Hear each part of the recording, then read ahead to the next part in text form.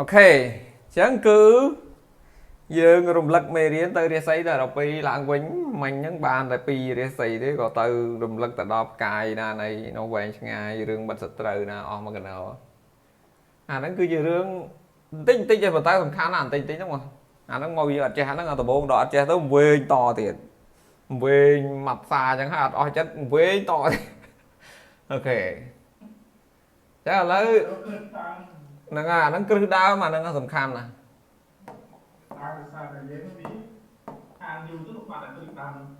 tê mau việc nhom nó về nhom nẹo bền nó nhom chập về ở toàn chập trung trời chẳng vậy nhưng mà toàn chập thà tao pina tới ná nhưng mà toàn chập trời là chứng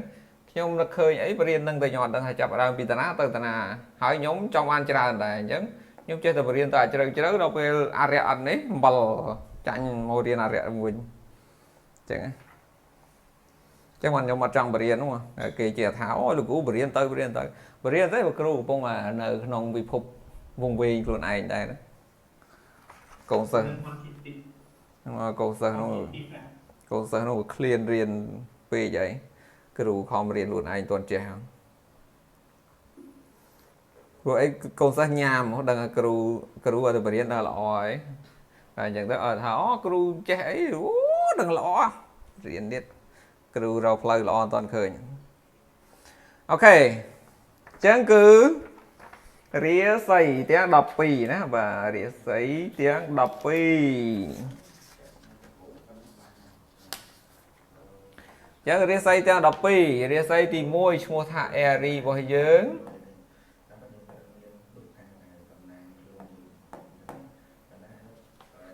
mê xạ rỉa xây và ok chẳng mê xạ rỉa xây cứ miền rỉa xây đã đầm nàng ói đòi rụp sạch bộ bé rì chiếm ông lê cái hai thao rém tầm nàng oi sạch các bà rừng chứ như tôi tới sạch nó là việc đại virus nói cứ vì cho chất lang tì khổ miền đây khi cái mưa chương 4 này tới cho chất lang cập lại khổ miền đây cái mưa nó ngồi về lang lơ phun về lang lơ là bong thế về lang lơ đang chứa thế à sao nó có hai rồi nè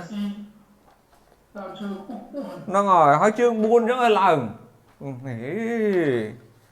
san nó cứ cho chết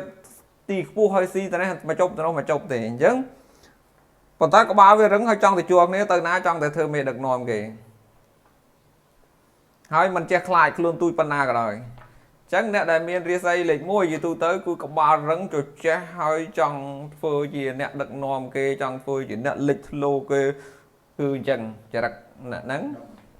hai thao xúc chất đạch cái ba cháu con mình on cái ba này nó cứ chả đặt cọt chứ mình miễn rú cái ba có về bà chim chả đặt cọ bao cọt cứ cọt treo cháo cọt thứ ấy cứ là lươn trong bàn là tập phó lươn qua hiệp ẩm nọt chẳng á bà cứ dùng khăn trên cái cứ phơi cho này mà đỏ hỏi nơi bây giờ mơ đi xây là cả ná complete từ mớ thả cái ná chỉ cái functional benefit functional malefic cái gì ha SB rồi S âm nó dùng khăn này ok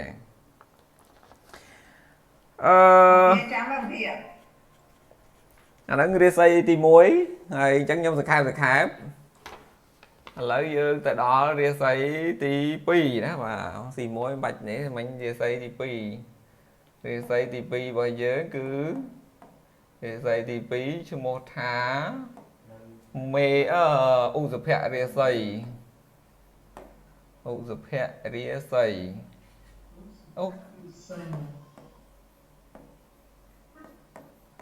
rồi có terrorist anh lấy hai thằng terrorist chân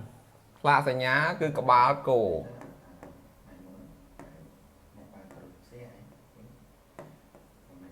ok chân có ba cổ cứ đi xây nó dễ bị sạch cổ nó cứ chia sạch xây cái cô nằm tẹt xây này chia xa vẽ xây không phía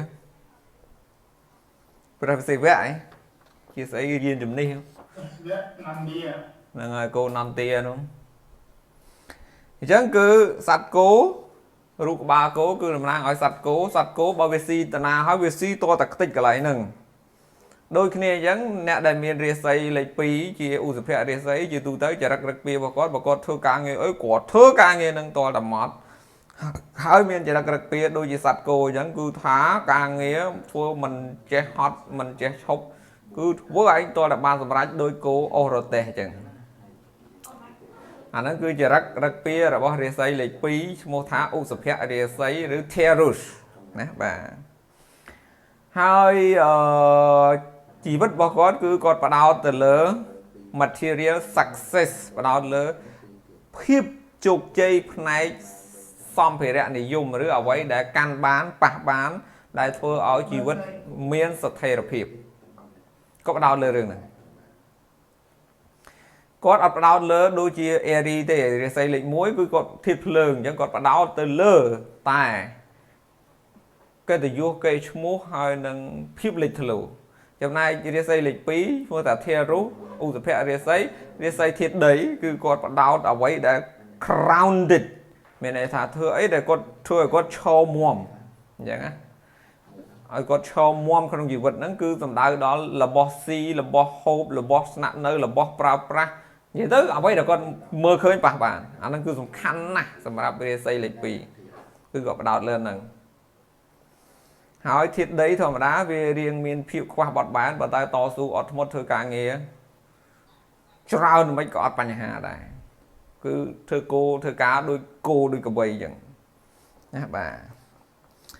អូខេអញ្ចឹងយើងចូលដល់រាសីលេខ3បាទរាសីលេខ3រាសីទី3អង់គ្លេសឈ្មោះថា Gemini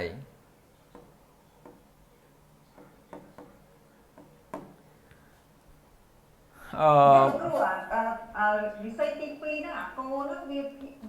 បើយើងប្រៀបទៅវាខាងតាក់អ្នកនោះច្រើនទៅគោហ្នឹងហើយតាក់អ្នកច្រើនបាទនិយាយតាក់អ្នកទៅដល់ហ្នឹងដីតាក់អ្នកតែតាក់អ្នកគាត់នោះដោតតែរឿងរបៀបរស់ស៊ីនឹងធ្វើការគាត់អត់សូវផ្ដោតលើការសុបាយទេតាក់អ្នកហ្នឹងតាក់អ្នកនេះតាក់អ្នកលុយហ្នឹងហើយតាក់អ្នកកម្រិតខ្ពស់គាត់ផ្ដោតលើការសុបាយទេសត្វគោដែលចង់សុបាយស្អីហ្នឹងហើយធ្វើការប៉ុន្តែផ្ដោតទៅលើអ្វីដែលដូចតាក់អ្នកគេឲ្យតម្លៃហ្នឹងហើយGemini មើលមេសារាសីឧសភៈរាសីឧសភាមិថុនរាសីមិថុនរាសីបងទាក៏ដែរបងទាចាំស្អែកហើយចាំតម្លាក់ឲ្យយកផងបងទាមើលវីដេអូតាមវីដេអូក៏គ្រូមានតម្លាក់វីដេអូអាការវីដេអូលើកមុនឃើញតម្លាក់ផងវីដេអូមុនឃើញណាស់ហើយគេអត់ចំទេហាអានេះមិនមកទេហ្នឹងហើយខំអង្គុយចាំអាវីដេអូហ្នឹងចាំដល់កូនចាំកន្លែងភាសាទៀតឃើញវីដេអូទៅមិថុនរាសីឬខែមិថុនារាសីលេខ3គ្រប់គ្រងដោយផ្កាយអីរាសីលេខ3បងកែមកនេះចោល Aries Taurus ណៃហ្នឹងហើយGeminiហ្នឹងហើយបើគេសេហ្នឹងហើយGeminiចឹងរាសីលេខ3គ្រប់គ្រងដោយផ្កាយអីបងកែមកនេះ Lord កុំមាត់Lord រាសីលេខ3 Gemini គ្រប់គ្រងដោយ Mercury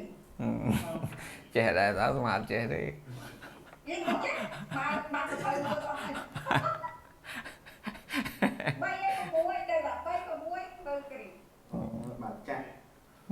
បើចាក់ឯងគ្រូដាក់ទំនាយគ្រូបាក់អី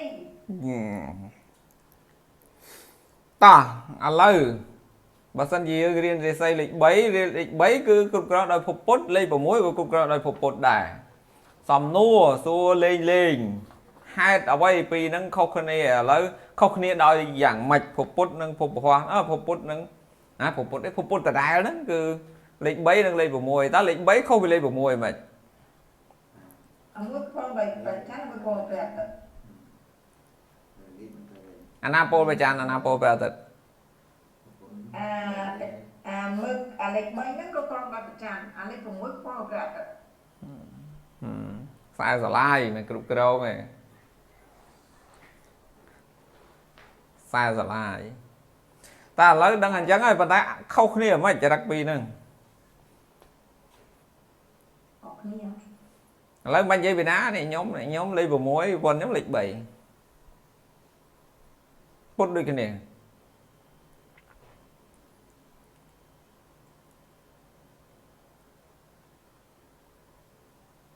អូខេ6ហើយ3លោកគ្រូលេខ3ហ៎ 6 លោកគ្រូលេខ6 ខ្ញុំខ្សែស្រឡាយព្រះអាទិត្យប៉ុនខ្ញុំខ្សែស្រឡាយភពច័ន្ទ មួយទៀតខ្សែស្រឡាយប្រចាំ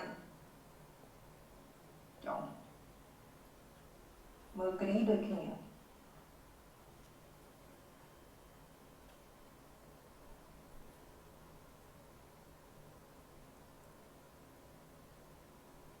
ឥឡូវនិយាយភព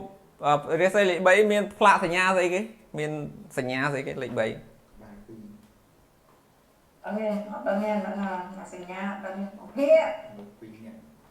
มันประมาณเรื่องตื้นเนาะเรื่องของเรื่องตื้นเนี่ยนะ អាហ្នឹងមកជិះមកណានេះឃើញស្អីផងនេះលោកគ្រូហ៎ ហេឥឡូវសួរអង្គភាពរូបតំណាងស្អីគេវាយ AI មើល AI ថាម៉េច เรื่องของตื้น ជិះមកណាហ្នឹងគឺស្អីផងលោកគ្រូអាហ្នឹងហ៎ เนี่ยสิ่งที่ไม่ได้ ស្អីទាំងពីរហ៎មិនព្រមមួយស្អីមួយហ៎ เป็นการตื้นเนี่ย សំខាន់រូបតំណាងណាមើលឲ្យយល់ស្អីគេរូបតំណាងស្អីគេគិតអារូបតំណាងនោះ អូខេឥឡូវបើក AI មួយនេះ ហ្នឹងហើយបើឥឡូវស្អីគេ 12 zodiac ចាំបាច់ស្អី Gemini សាញ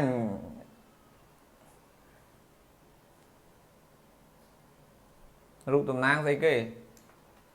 រូបតំណាងទី3ហ្នឹងស្អីពីរអ្នកមែន ស្មានស្អីមួយផងមួយ អញ្ចឹងហេតុអីបានមនុស្សពីរនាក់ split personality អីគេ split personality អីគេ flip នោះ split បានន័យវាជាពីរបានន័យថាអា personality វាហ្នឹងគឺវាបែកជាពីរ ហ្នឹងហើយអញ្ចឹងរាសីលេខ3គឺខ្សែស្រឡាយព្រះច័ន្ទរាសីលេខ6ខ្សែស្រឡាយព្រះអាទិត្យលេខ6រាសីធាតុដីលាយភ្លើងចំណែកអានេះខ្យល់លាយទឹកអញ្ចឹងនិយាយទូទៅរាសីលេខ3គេហៅធាតុខ្យល់អញ្ចឹងខ្យល់មិន អារម្មណ៍ ហ្នឹងហើយខ្យល់គឺរេចុះរេឡើងរេចុះរេឡើងតំណាងឲ្យមនុស្សពីរនាក់ហ្នឹងមានន័យថាម្នាក់គិតអញ្ចេះម្នាក់គិតអញ្ចោះអានេះមួយចង់ធ្វើនេះអានោះចង់ធ្វើនោះអញ្ចឹងគឺតំណាងឲ្យភាព flexible ហើយតំណាងជាគូមានន័យថាតំណាងឲ្យការតំណែងរាសីលេខ3ហ្នឹងចូលចិត្តតំណែងចូលចិត្តស្គាល់មនុស្សច្រើនចូលចិត្តដើរទៅខាងក្រៅចូលចិត្តអីចឹងរាសីភពពុទ្ធអត់ទេលេខ6អត់ទេ បានន័យថាលោកមុនលោកគ្រូបញ្ចូលបានន័យថាការលេខ3ឬថាថាវាផ្ដោតអីមួយណាលេខ3វាធ្វើបានល្អជាងការតំណាក់មកបានពី3ដល់លេខ6វាតាក់ទងបានតែមួយមួយទេ ហ្នឹងហើយ វាតាក់ទងបានតែមួយមួយដូចអាលេខ1មួយលេខ8ក៏បែងចែកដែរអាលេខ2លេខ7អាចថាអាក្បាលអា1 2 3នេះអានេះវាដឹងថាវាធ្វើបានល្អជាងបាទតែបាទអាមើល6 7 8អាហ្នឹងបានវា focus តែមួយមួយទេវាផ្ដោតតែមួយមួយទេ ហ្នឹងហើយអញ្ចឹងគឺអាហ្នឹងវាមនុស្សពីរនាក់អាមួយមនុស្សតែម្នាក់ទេអាលេខ6ហ្នឹងមនុស្សម្នាក់កាន់ក្អមនៅលើទូកកាន់ហ្នឹងហើយស្អីស្អាតអានេះមនុស្សពីរនាក់អញ្ចឹងមនុស្សពីរនាក់វាធ្វើការងារបើធ្វើការងារវាបានច្រើនជាងហ្នឹងហើយវាអត់សូវបដោតទេប៉ុន្តែវាបត់បែនលឿនហើយវាដូរលឿនអញ្ចឹង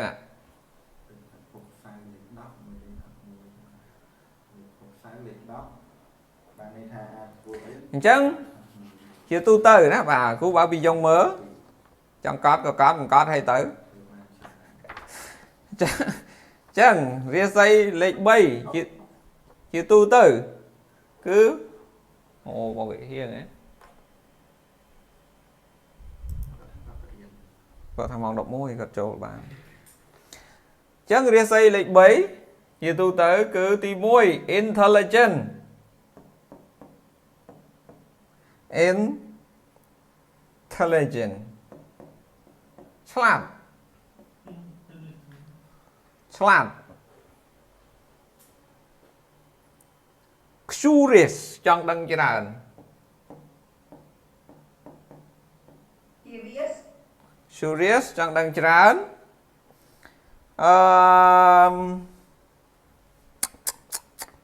អីទៀតណែ adaptable គឺបត់បែនបានលឿនព្រោះស្រីពីរនាក់ quick wit ហ្នឹងបត់បែនបានលឿន quick learner រៀនលឿនណាដោយប៉ុនខ្ញុំឲ្យរៀនលឿនណាខ្ញុំរៀនអត់ដូចគាត់ទេខ្ញុំរៀនមួយគាត់រៀនលឿនណា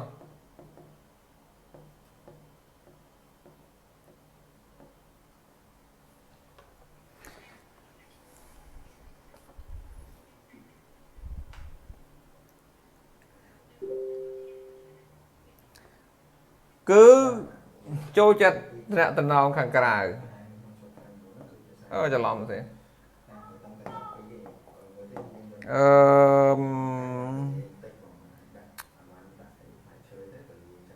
enjoy variety and connection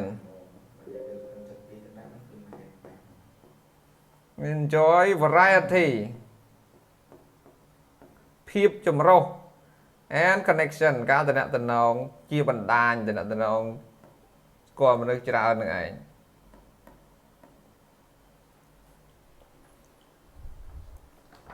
ចឹងនិយាយទូទៅគឺ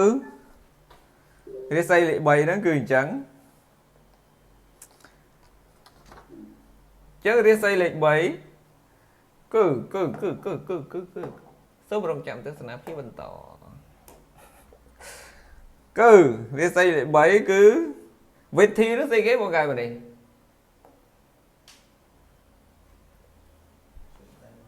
បងកែនេះ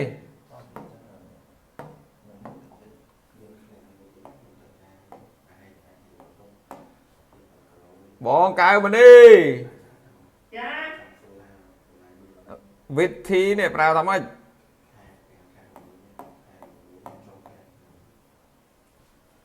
Oh witty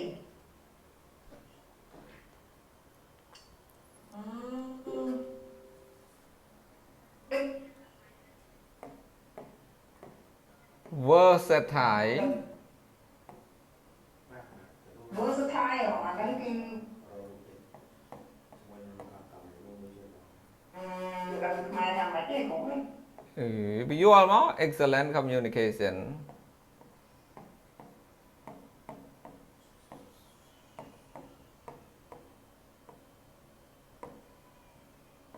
គឺឆ្លាតមនុស្សឆ្លាតក៏ឆ្លាតបកែក៏បកែលឿនក៏លឿនហើយគឺមកអីគឺថាធ្វើអីក៏ដោយគឺវាអា very ហ្នឹងគឺតែគេនិយាយថាអ្នកហ្នឹងគឺ very បានន័យថាអ្នកហ្នឹងគឺឆ្លាតវាងវៃលះហាមរហួនហើយបើតែនិយាយកំ pl ែងគឺកំ pl ែងសោកសប្បាយនិយាយទៅដល់តាមនិយាយថាម៉េចគឺឆ្លាតរវាងហើយយើងយកអត់តែថាទឹកស្មានអត់ដល់ថាគាត់ហ្នឹងគឺចង់ហ្នឹងគឺវាហួសវាថាវាហួសពីអា clever ទៅទៀតវាហួសពីអា smart ទៅទៀតយ៉ាងហ្នឹងវាហួសពីអាឆ្លាតហ្នឹងទៀតខ្ញុំមិនដឹងខ្មែរអីទេអាហ្នឹងខ្មែរគេមិនមានទេអាហ្នឹងជាចំណុចល្អរបស់គាត់1 2 3 4 5យ៉ាងវិធី versatile excellent communication បកកែតំណង adaptable បត់បែនបានលឿន inquisitive ស្អីគេអានោះអីគេបងកែនេះ សេថាម៉េចគ្រូ inquisitive inquisitive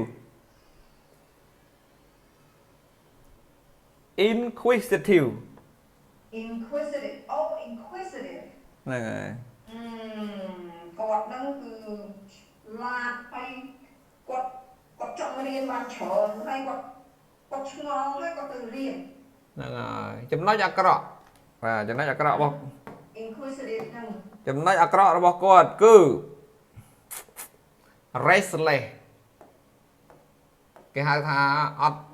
ចេះសម្រាក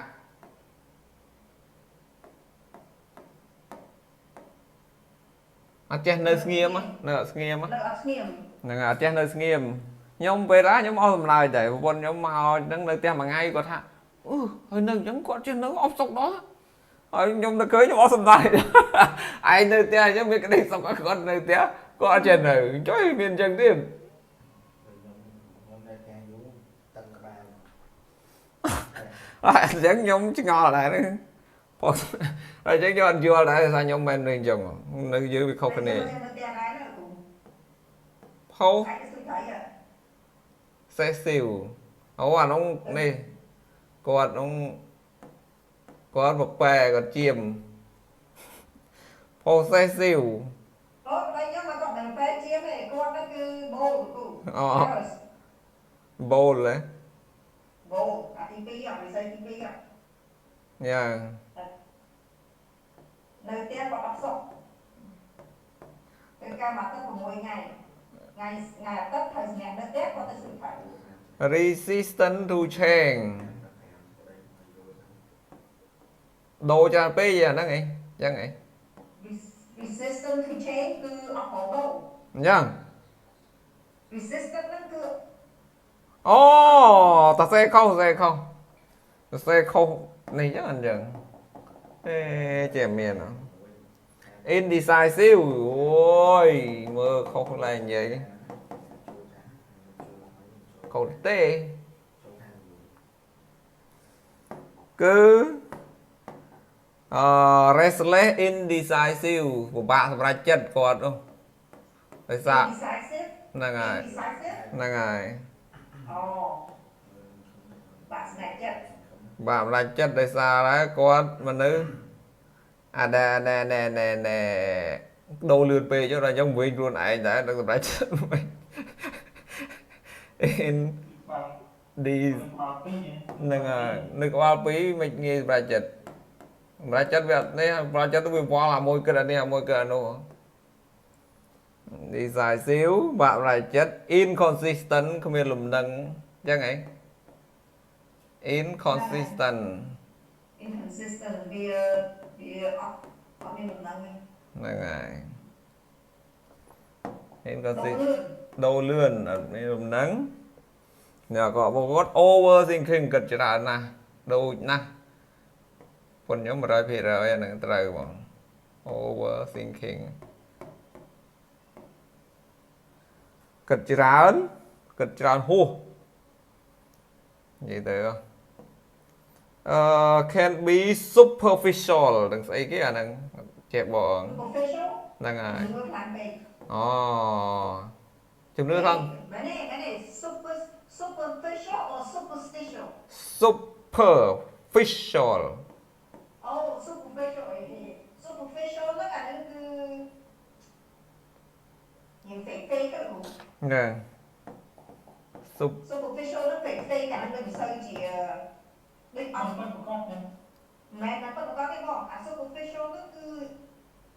វាអត់ authentic បាយស្គាល់ពី authentic ហ៎ not authentic authentic គឺ អត់សួរ អា superficial ហ្នឹងឧទាហរណ៍ថាឥឡូវដល់ឥឡូវជីវិតមនុស្សយើងឥឡូវសង្គមយើងឥឡូវឃើញទេ brand ធ្វើអីល្អធ្វើអីលយអាហ្នឹង superficial តែពិតភាពពិតយើងអត់មានអញ្ចឹងទេមិនខ្មែរហើយអីហ្នឹង ចឹងគឺរាសីលេខ3ហ្នឹងគឺឆ្លាតវៀងវៃបកកែតំណតំបត់បែនបានហើយនឹងអីគេ inquisitive ហ្នឹងហើយដល់ពេល inquisitive ហ្នឹងគឺចូលចិត្តរៀនចូលចិត្តដូចថាឆ្លាតចង់ទៅរៀនចង់អីថែមច្រើនហ្នឹងហើយចឹងគឺឆ្លាតចូលចិត្តរៀនអីបន្ថែមបងតាមបងកែវនេះតមកគឺចំណុចអាក្រក់របស់គាត់ហ្នឹង restless អត់ចេះនៅស្ងៀម indecisive ពិបាកសម្រេចចិត្តព្រោះអីរូបនោះមនុស្ស2នាក់ខួរក្បាល2នោះអញ្ចឹង inconsistent អត់មានលំនឹង overthinking គិតច្រើនខួរក្បាល2អាមួយគិតប៉ុណ្ណឹងអាមួយទៀតគិតទៀតកាន់ច្រើន can be superficial អញ្ចឹងគឺគាត់អាចជាមនុស្សដែលគេហៅអីគេអាហ្នឹងសំដែងអញ្ចឹងហីមិនធ្វើម៉េច សម្ដែងមានដូច fake ហ្នឹងហើយចង់និយាយធ្វើឲ្យហ្នឹងហើយធ្វើទៅវាដូចលឹះមិនមើលទៅ việc chẳng á chẳng cứ anh ấy cứ cho nó rìa xây lịch 7 nè bà xây lịch 7 tầm nàng ơi mình được có bảo pi mình được pi nè mình có bảo pi nè nên cứ che mình này mày giờ 2 tháng mít thôn nè rìa xây bà ok chẳng bị thôn nạ rìa xây lịch đọc và lịch 7 nè bà chẳng số bánh chọc rìa xây lịch 7 trầm nằng ហើយ ចាំ ត វា ស្អី មួយ ទៀត អញ្ចឹង បដាច់ វីដេអូ ប៉ុណ្ណឹង សិន